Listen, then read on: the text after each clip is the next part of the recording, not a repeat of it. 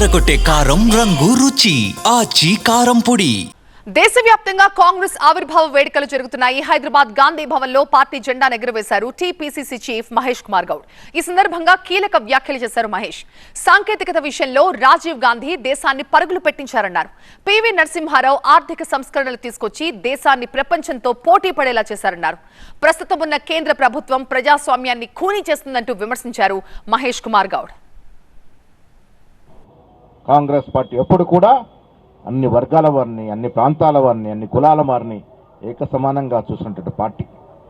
ప్రజాస్వామ్యాన్ని కాపాడుతూ, రాజ్యాంగాన్ని పటిష్టపడుతూ మనం దాదాపుగా 47 నుంచి 2014 పరిపాలన సాగిస్తే ఇప్పుడు వచ్చినటువంటి కేంద్ర ప్రభుత్వం రాజ్యాంగాన్ని నీరుగార్చే ప్రయత్నం చేస్తూ ఉన్నది. ప్రజాస్వామ్యాన్ని తూట్లు పొడిచే ప్రయత్నం చేస్తూ ఉన్నది. తనకు అనుకూలమైన రాజ్యాంగాన్ని రచించుకోవాలనే కుటిల యత్నం చేస్తూ ఉన్నది. ఇది ప్రజాస్వామ్యానికి విఘాతం కలిగిస్తుంది. ప్రజాస్వామ్యంలో కార్పొరేట్ సెక్టర్ని పేషించుకుంటూ పోతే బీద ప్రజానికానికి విపరీతమైన ఆటంకాలు, కష్టాలు వచ్చే పరిస్థితి ఉంది. అందుకే దేశ ప్రజలు, రాష్ట్ర ప్రజలు ఆలోచించుకోవాలి. కాంగ్రెస్ పార్టీ విధానం వల్ల ఇన్నేళ్లుగా దేశం ఎంత అభివృద్ధికి నోచుకుందో, ఇవాళ వారి ఫ్యాసిస్ట్ విధానాలు, కార్పొరేట్ సెక్టర్ విధానాల వల్ల దేశంలో బీదవాడు అవుతా ఉన్నాడు, ధనికుడు అవుతా ఉన్నాడు. ఇది మంచి పరిణామం కాదనే మాట కూడా ఈ సందర్భంగా మనవి చేస్తూ